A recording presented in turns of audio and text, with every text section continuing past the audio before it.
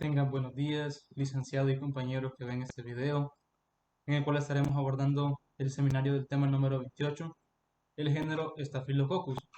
Los responsables de este trabajo somos Milena Leitbet Gaitán Hernández y mi persona, Juan Francisco Fuentes Chicas. Los objetivos de nuestro trabajo son, principalmente, desarrollar las características más importantes del género Staphylococcus y también abordar las enfermedades más importantes causadas por el Staphylococcus y describir las pruebas de laboratorio por los que podemos reconocer a estos microorganismos. Vamos a empezar hablando de la descripción de este agente.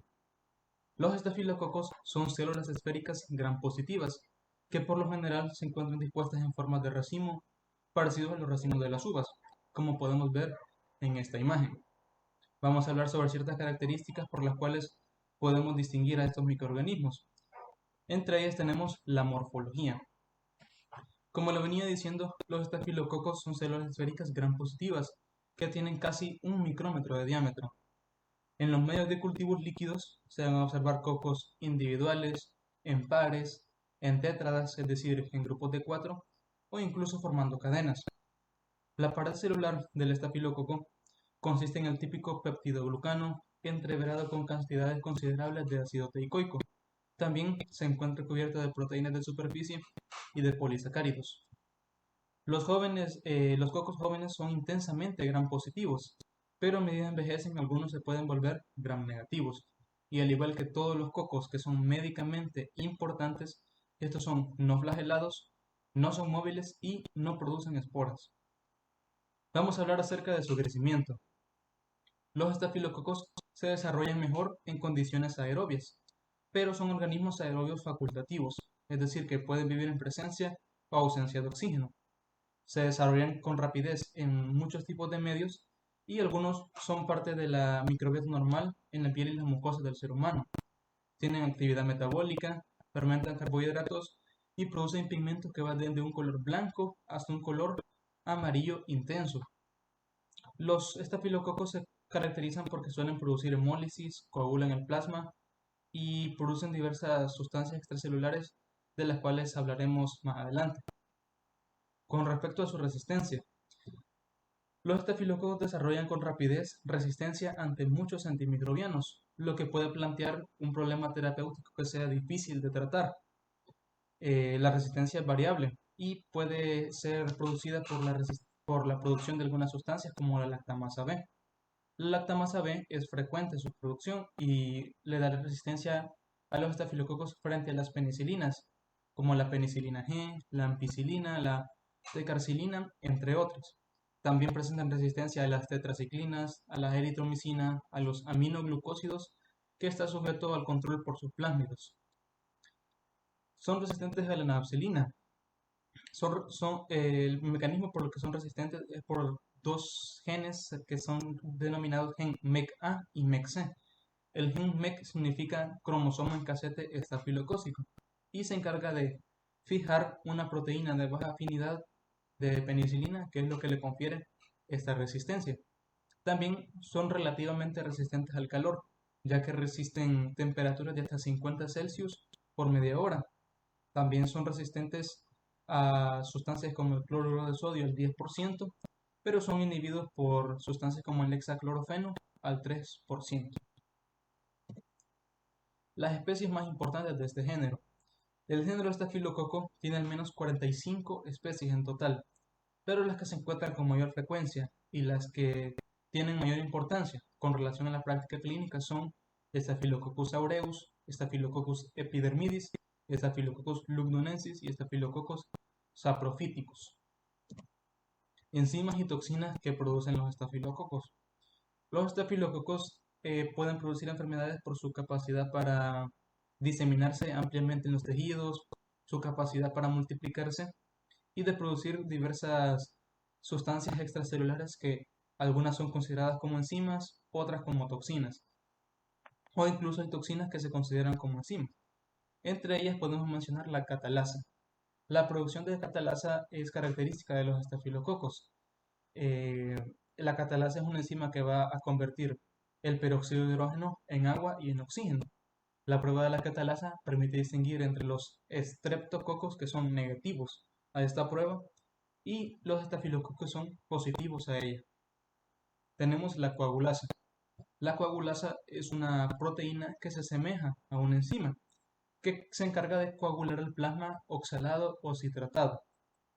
La coagulasa se va a unir con la protrombina para activarse juntas enzimáticamente y de esta manera iniciar con la polimerización de la fibrina. La coagulasa también puede añadir cierta cantidad de fibrina en la superficie de los estafilococos y de esa manera alterar su ingestión por las células fagocíticas. Tenemos las hemolicinas. El Staphylococcus aureus tiene 4 hemolicinas. La hemolicina alfa es una toxina heterogénea que actúa sobre la membrana celular de una gran cantidad de células eucariotas, por lo que les resulta tóxica. La hemolicina beta degrada esfingomielina, por lo que también resulta tóxica para muchos tipos de células, incluidos los eritrocitos humanos. La hemolicina delta participa en lo que es las enfermedades diarreicas causadas por Staphylococcus aureus y la hemolicina gamma es una leucocidina que lisa los leucocitos. Tenemos las toxinas exfoliativas. Son dos toxinas, la toxina A que es termostable, la toxina B es termolábil y se consideran toxinas epidermolíticas. Tenemos la toxina 1 del síndrome del shock tóxico. La mayoría de las cepas de Staphylococcus aureus que se encuentran en pacientes que han sufrido del síndrome del choque tóxico, se encuentra esta toxina la que se denomina con ese nombre, toxina 1 del síndrome del shock tóxico. Esta es una toxina que produce fiebre, produce shock y produce lesión en múltiples órganos, lo que se comprende como un exantema descamativo. Vamos a hablar ahora de la historia de la enfermedad. Los estafilococos fueron por primera vez reconocidos en el año 1878 por parte de Robert Koch. Seguidamente, en el año 1880, estos organismos fueron cultivados y descritos por Louis Pasteur. En relación con enfermedades humanas, estos organismos fueron reconocidos en un absceso por primera vez en el año 1880 por el cirujano escocés Alexander Oxton. Este cirujano demostró que la causa por la que ocurrían diversos abscesos piógenos en un área era por la presencia de cocos agrupados en forma de racimo. En el año 1882, el cirujano Alexander Oxton denominó a estos microorganismos Staphylococcus. Él utilizó este término morfológicamente para diferenciarlos de los streptococos, que eran formadores de cadenas. Oxton demostró que el pus que contenía estos cocos, al inyectarse en los ratones, también producía las mismas enfermedades que en los humanos. También observó que al calentar el pus y al tratarlo con fenol, las enfermedades se prevenían. En el año 1884, Julius Rosenbach acuñó el nombre binomial de una de las especies más importantes, Staphylococcus aureus. Este nombre traducido significa racimo de uvas doradas, que lo lleva en su nombre por sus características morfológicas como las podemos ver en las imágenes. Epidemiología y distribución de los estafilococos.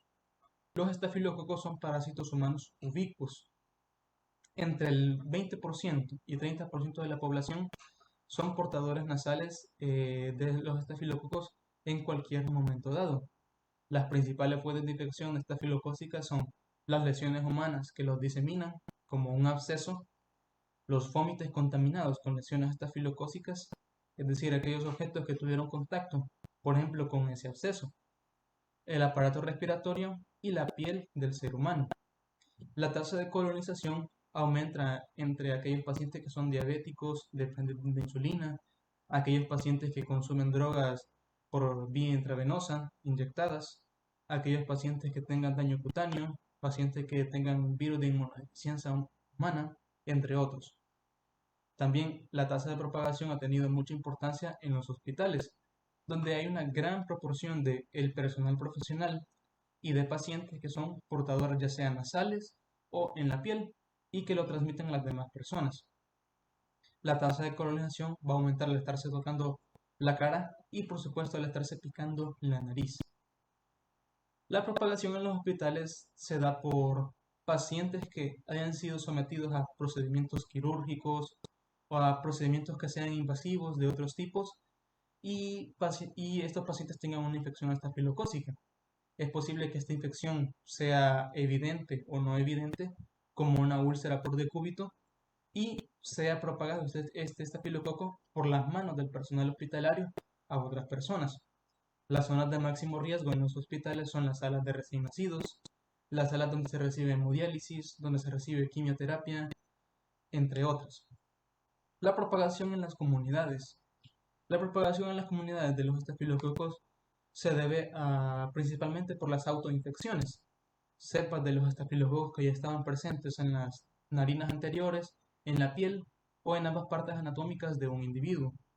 Generalmente la propagación en las comunidades se relaciona con una higiene deficiente y con el hecho de compartir objetos contaminados entre las personas.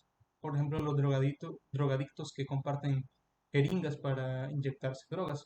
Es un mecanismo de transmisión de los estafilococos. Y tenemos la intoxicación alimenticia. La intoxicación alimenticia por estafilococos es una de las enfermedades transportadas en los alimentos de mayor frecuencia en el mundo. Un cocinero que sea portador nasal o que tenga una lesión estafilocócica en sus manos puede contaminar los alimentos.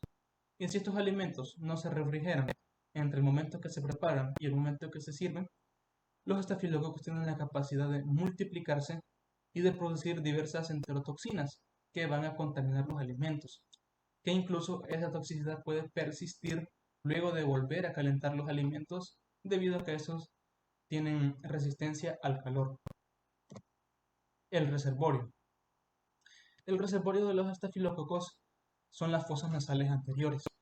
La colonización de los estafilococos en la mucosa de las fosas nasales anteriores implica la adhesión de estos microorganismos en las células epiteliales queratinizadas de la mucosa en las fosas nasales. Existen ciertos factores que intervienen en la colonización, como son factores propios del hospedero, también si la mucosa presenta una lesión, por ejemplo, si es una persona que consume drogas inhaladas, su mucosa estará dañada. También la presencia de otra microflora nasal residente y su densidad bacteriana. También hay otros sitios que pueden ser colonizados por los estafilococos, como lo es la orofaringe, la región inguinal y partes de la piel que tengan daño o quemaduras. El periodo de incubación de los estafilococos. El periodo de incubación hace referencia al tiempo que transcurrió desde la exposición al agente hasta que se vean los primeros síntomas de la enfermedad. En el caso de los estafilococos, el periodo de incubación es de 4 a 10 días. Y si es por intoxicación alimenticia, es de 30 minutos a 8 horas. El periodo de transmisibilidad. El periodo de transmisibilidad consiste en el tiempo durante el cual un individuo que tenga una lesión estafilocócica puede transmitirla a las demás personas. El Staphylococcus aureus permanece de forma prolongada e intermitente en las fosas nasales anteriores, siendo el principal sitio de colonización de aquellos pacientes que se encuentran infectados y que contaminan constantemente su entorno y lo transmiten a las demás personas. Tienen grandes posibilidades de sobrevivir y de transmitirse durante largos periodos de tiempo de hasta 3 meses. El mecanismo de transmisión de los estafilococos. El principal sitio de transmisión de los estafilococos son las fosas nasales anteriores. Entre el 20% y 30% de la población son portadores nasales de los estafilococos positivos a la coagulasa, y las autoinfecciones son la causa de por lo menos 2/3 partes de las infecciones. Un individuo que tenga una lesión supurativa, como un absceso o secreciones purulentas, es decir, secreción de pus, son la principal fuente de infección epidémica de los estafilococos. La transmisión se da cuando haya contacto con un individuo que tenga este tipo de lesiones o un individuo que sea portador nasal asintomático de alguna cepa que sea patógena. Y van a haber individuos que van a diseminar la enfermedad más rápido que otros. El principal vehículo de transmisión de los estafilococos son las manos. Y también es importante recalcar la participación de los objetos contaminados con lesiones estafilocócicas en la transmisión de estos. Como ya mencionábamos, las personas que comparten jeringas para inyectarse drogas es un mecanismo de transmisión de estos microorganismos. La diseminación por el aire es rara, pero se han demostrado casos donde se ha dado la infección en personas con enfermedades víricas concurrentes. El periodo de transmisibilidad va a continuar mientras esas lesiones sigan excretando el pus que contenga los estafilococos. La susceptibilidad. Cuando hablamos de susceptibilidad, nos referimos a todos aquellos individuos o grupos de personas que van a estar más propensos a sufrir de una infección por estafilococos.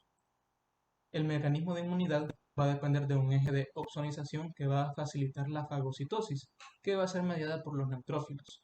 Por tal razón, los individuos y los grupos que van a ser más susceptibles son los siguientes: los recién nacidos y las madres que amamanten, aquellos pacientes que tengan gripe, enfermedades pulmonares crónicas como un enfisema, pacientes con trastornos en la piel, con tumores, con leucemias, con daño cutáneo, aquellos pacientes que tengan trasplantes, pacientes con prótesis, pacientes que tengan un catéter plástico intravascular permeable, los drogadictos por vía intravenosa, los pacientes con enfermedades renales que reciban diálisis, los pacientes que reciban inmunosupresores, que reciban quimioterapia antitumoral y aquellos pacientes que tengan incisiones quirúrgicas, pacientes que tengan heridas abiertas.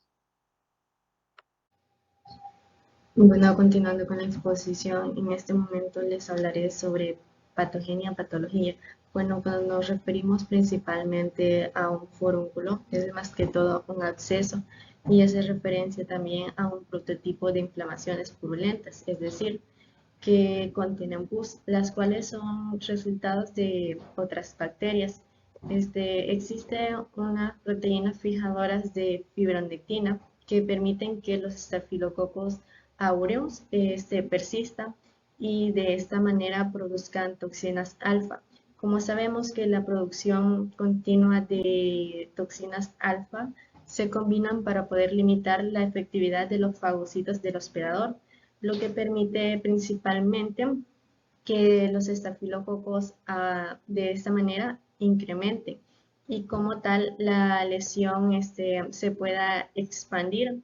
Y estas proteínas fijadoras de fibronectina también permiten que los estafilococos produzcan otras citocinas que dañan las células, debido a que tales proteínas tienen un papel muy importante, ya que estas se encargan de establecer, por decirlo así, la adhesión y la invasión de células mamíferas.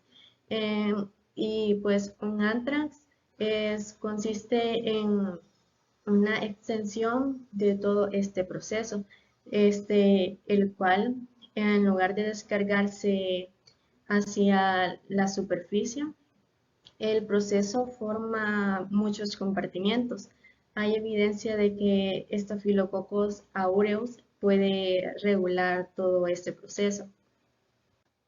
En cuanto a lo del cuadro clínico, pues sabemos que si los estafilococos se diseminan, es decir, que se esparce o se distribuye de forma amplia por los tejidos u órganos del cuerpo y sobreviene bacteriemia, es posible que se presenten las siguientes enfermedades, como lo son infección estafilocócica.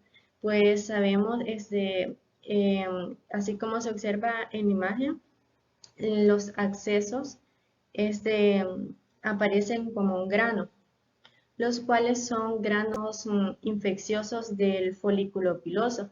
Dicho en otras palabras, es una cavidad donde se acumula pus y se pueden encontrar en casi cualquier parte del cuerpo. Al momento de drenar dicho acceso, provoca una sensación dolorosa que supura el centro y que cicatriza con rapidez dicha cavidad. Al otro lado, pues tenemos a lo que es el síndrome del choque tóxico. Esta es una infección bacteriana rara, pero más sin embargo, esta infección puede llegar a ser muy grave. Este síndrome puede evolucionar rápidamente produciendo ya sea fiebre, hipotensión y un exantema eritematoso macular difuso. Dicha enfermedad se inicia con el crecimiento localizado de las cepas de Staphylococcus aureus, productoras de la toxina en la vagina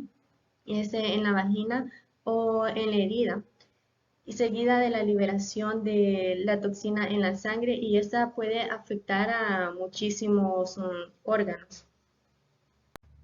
En cuanto al anthrax, pues esta es una enfermedad infecciosa que se caracteriza principalmente por los síntomas que esta produce, como lo son fiebre, escalofríos, bacteriemia, y pues esta aparece cuando los forúnculos confluyen y se extienden hasta el tejido subcutáneo más profundo. También tenemos al síndrome de la piel escaldada, pues esta, como su nombre lo indica, es una infección que afecta principalmente lo que es la piel. Pues acá vemos como la piel llega a desprenderse, o sea que se produce una descamación diseminada en el del epitelio en lactantes. Y pues el impétigo esta es una infección superficial presente en la piel. Es más común que esté presente en niños. Se localiza principalmente en la cara, como se observa en dicha imagen, y las extremidades.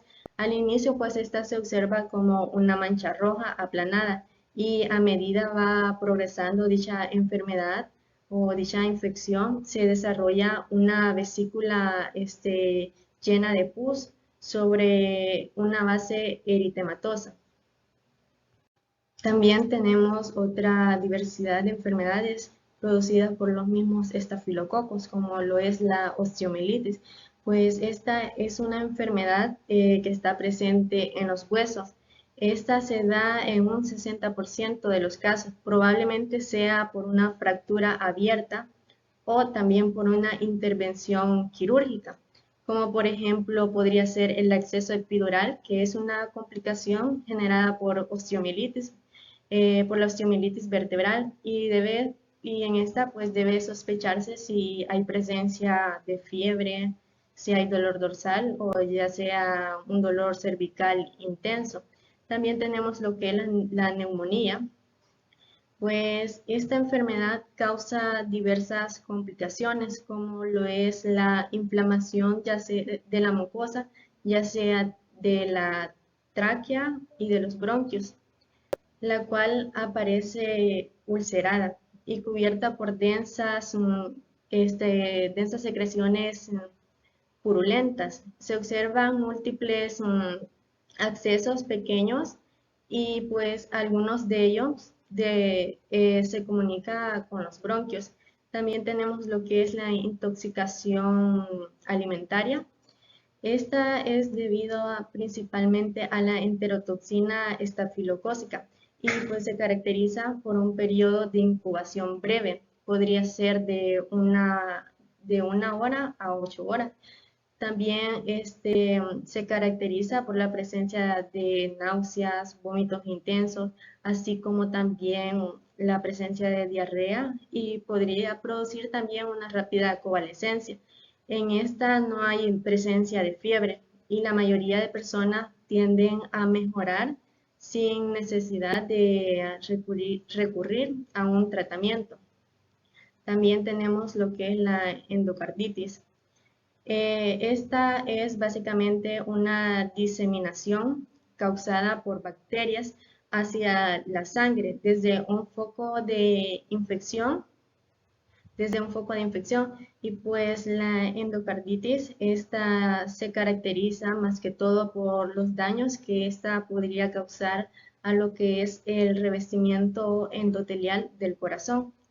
Y pues por acá tenemos lo que es la artritis séptica, pues esta es una inflamación de una articulación debido más que todo a una infección bacteriana, como lo es la articulación eritematosa dolorosa, con acumulación de un material purulento en el espacio articular. Y pues un diagnóstico de laboratorio está conformado por los siguientes puntos, como por ejemplo la muestra. Estas son, por ejemplo, muestras en sangre, en frotis superficial o en esputo expectorado, entre otras. Todas estas muestras son apropiadas para realizar diferentes pruebas basándose en la localización de dicho proceso. También tenemos a lo que es el frotis, pues este es ya sea un frotis de pus o de esputos teñidos con la técnica de Gram. Los estafilococos tienden a aparecer como un racimo de cocos gram positivos. Es importante recalcar que no es posible distinguir entre microorganismos no áureos y los patógenos estafilococos áureos en frotis.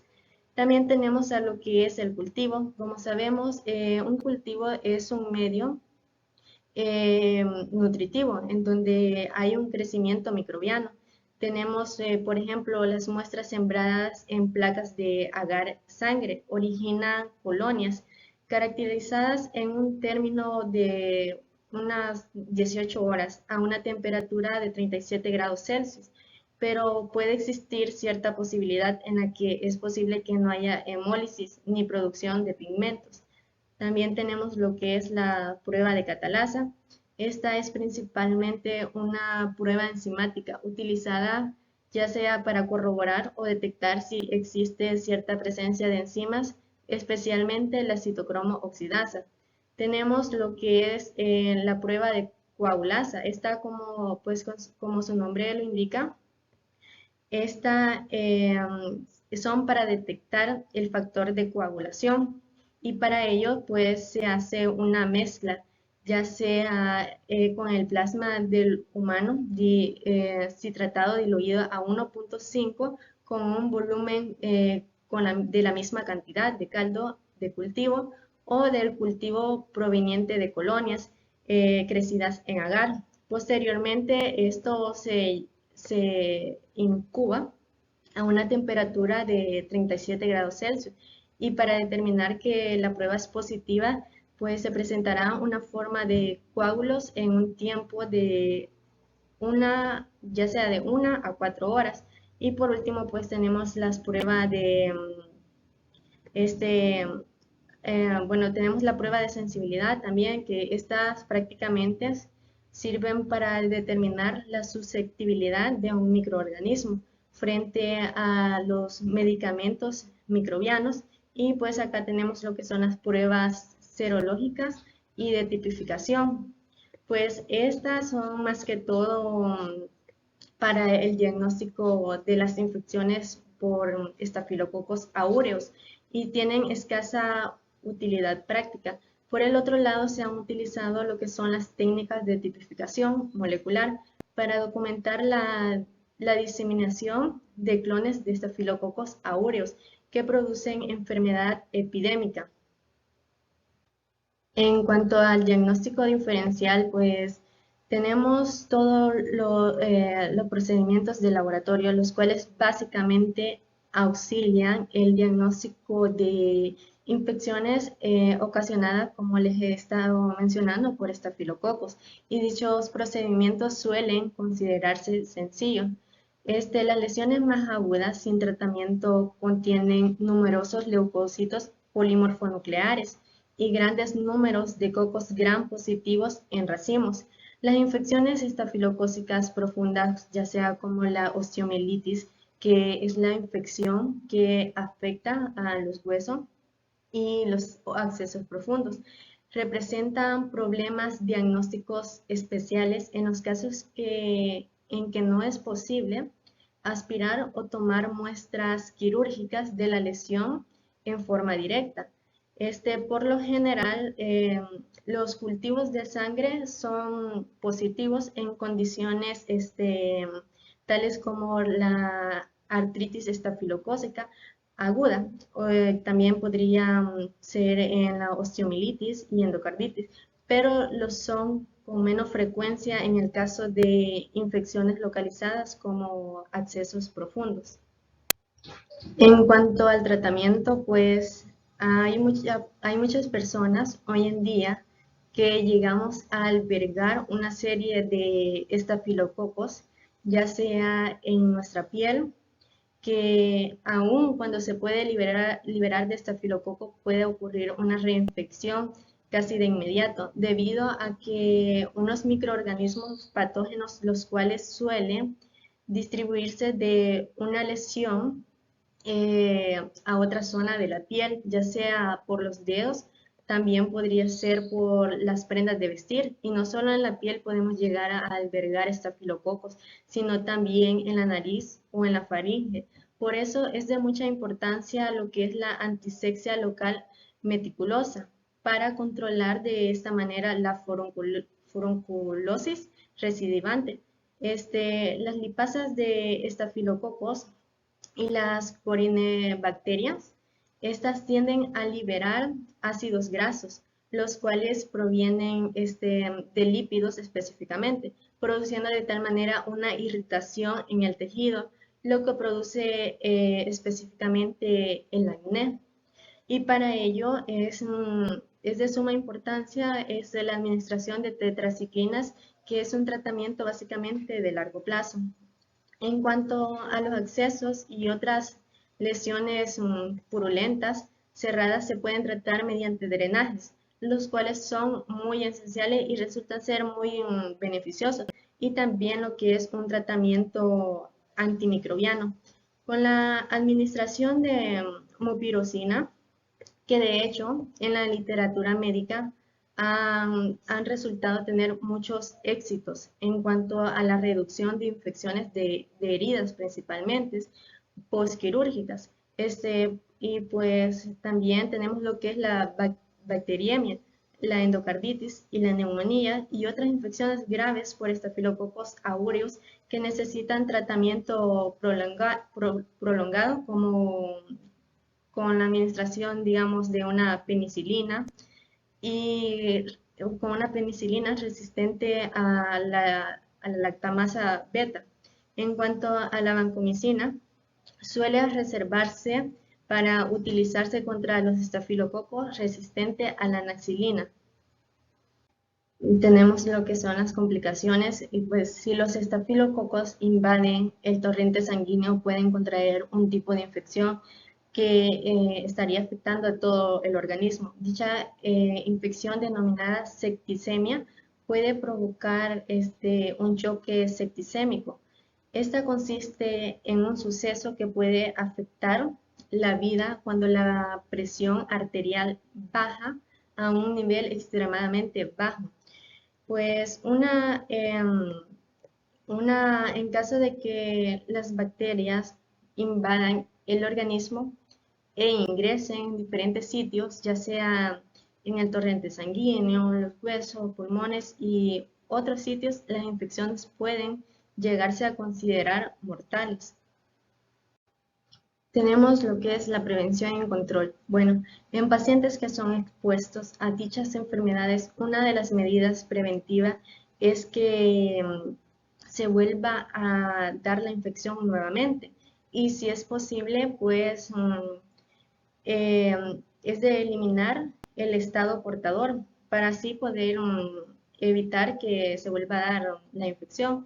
Y pues es muy importante el aislamiento de las personas que han resultado dar positivo a dicha infección, que es Staphylococcus aureus, mediante ya sean pruebas de cultivo o de PCR. Dichas personas deben tomar las medidas preventivas y de control para reducir al mínimo la propagación. En tales personas, la aplicación de antisépticos tópicos como la mupirocina en los lugares de portación nasal o perineal puede reducir la diseminación de microorganismos peligrosos.